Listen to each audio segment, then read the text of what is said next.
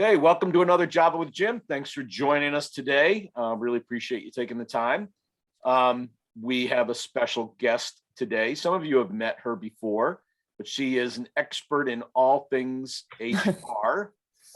Yes, it's true, Kim. Kim Okay. Conklin. Sorry, I don't mean to laugh. All things I think we'll find. So Kim Conklin is with us. You've seen her at our CEO summits, and a couple of you have engaged her in some work, but she's going to help us talk about compensation today.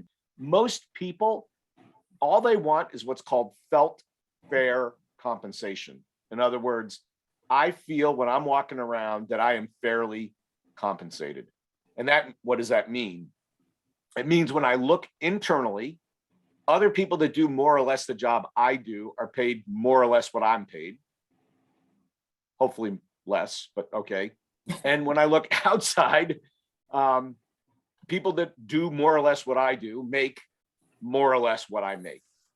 And if that's true, 90-something% of the population go, I'm good.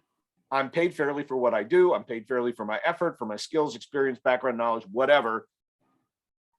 Done. Where that sometimes runs into trouble, people that are fully coin operated, right?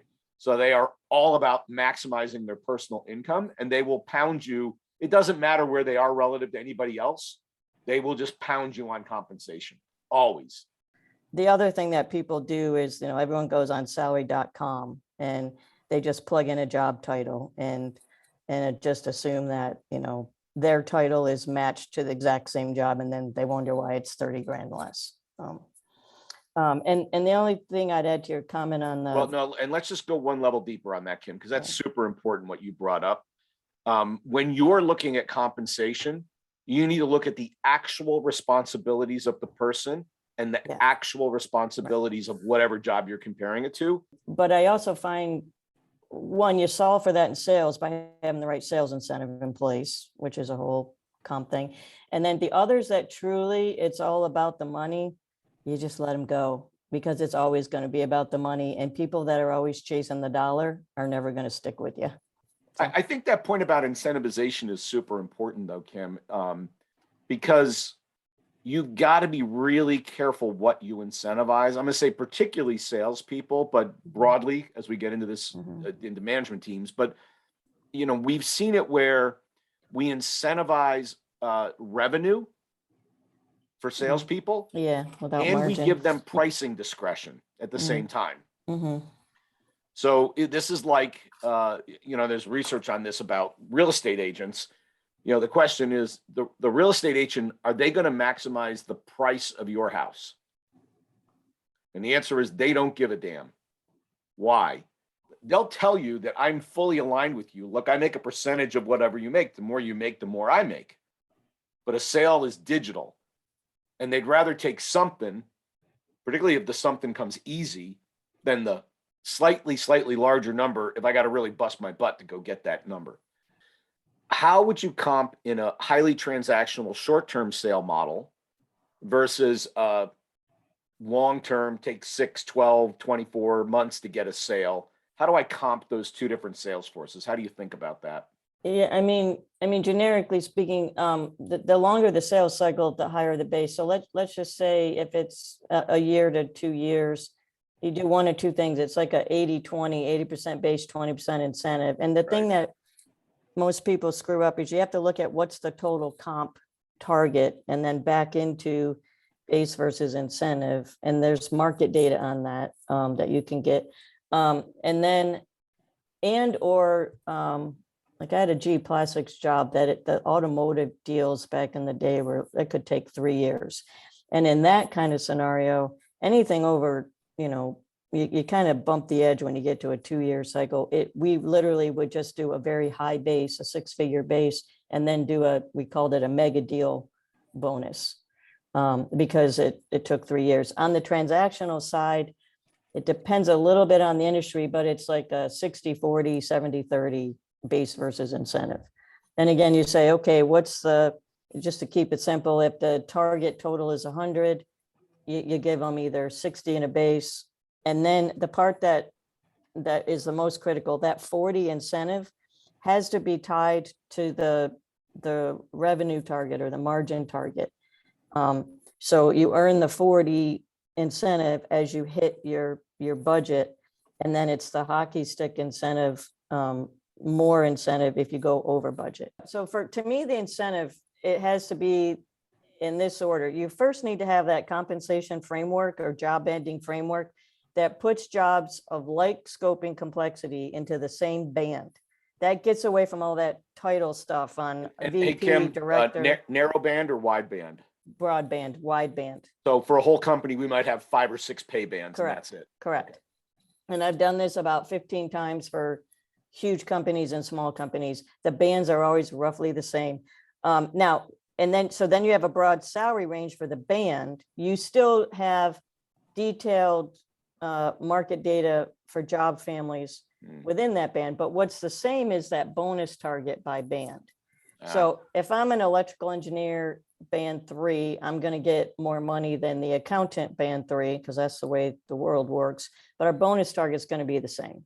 So what kind of bonus target for an engineer or a senior accountant? So what I've found, that varies somewhat across industries, but if it's anything less than 10% for someone with 5 to 7 years, don't bother. It's not going to motivate anybody.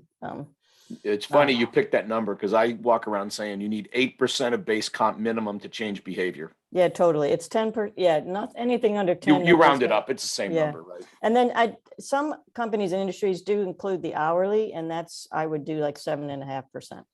Really? Oh yeah, but some don't. Mostly, sometimes that's manufacturing environments. So let's go down to that, to sort of Mhm. pointy end of the spear, direct hourly employees, and talk to me about how you structure bonus pool there, because I've always felt like, and we'll get into sort of line of sight, ability to control the underlying variables that drive the bonus, right? Mhm. That I'm working on the floor, I probably can't control the outcome very much. Mhm. So Well- it's profit sharing. It's not a bonus, because I can't. It's like magic. I can't control it.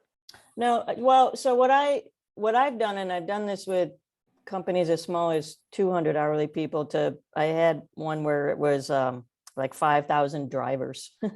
I hate hourly quarterly bonus schemes. People put so much complexity into, let's do it on productivity or safety or quality. And I had an example of it was a propane distribution company that had a couple thousand drivers, and they had this overly complicated hourly quarterly bonus thing, and their wages were not competitive. And of course I didn't say it exactly like this, but I'm like, this is really stupid. We got and this was $1.5 billion company, so they had like 2 million that they were paying. Just reallocate that 2 million with all this complexity and put it in their wages. Yeah. And so what I would do with the hourly, if you're going to do like a 7.5% bonus, particularly, if it's a manufacturing or driving, again, same with sales, you pick 3 or 4 metrics that are very important.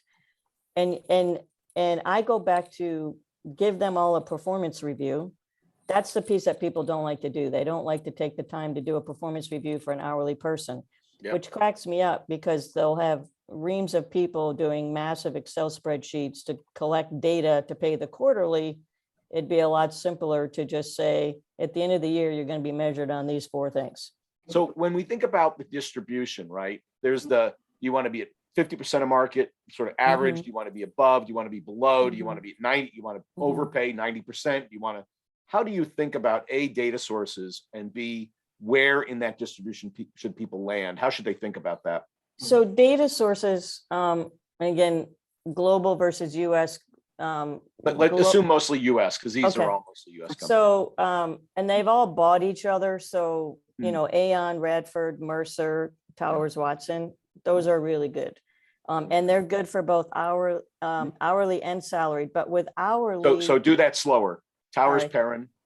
Towers Watson and Towers Watson. They changed their name again too, but Aon, Radford. Those 3. Okay. And then by industry, particularly by geography, a lot of local industries will have industry specific data, and it's just a matter of knowing. You can find those like through your chamber of commerce or like, but generically speaking, if you take like a Radford and you have hourly chemical operators in Texas, those guys can lead you to where they get supplement their data. And What, then what to about answer- that question of where in the Yeah, bell curve? I was gonna say, to answer your question on the bell curve, generically speaking, most companies I've seen always target the 50th percentile. However, I've seen companies target 75%. So even if you have 50, sometimes they target 75th percentile if they're really techie jobs or hard to recruit jobs. And or if you don't have really good equity or bonus. But anyway. So what if I got somebody in a role, professional role, let's say, and perhaps they're a little legacy, so they're well undercompensated for the Yeah. job. Yeah. So Yeah. I got a Yeah, VP of marketing or marketing manager, and they should be making 130 if I was to recruit it, and they're making 95 because Yeah.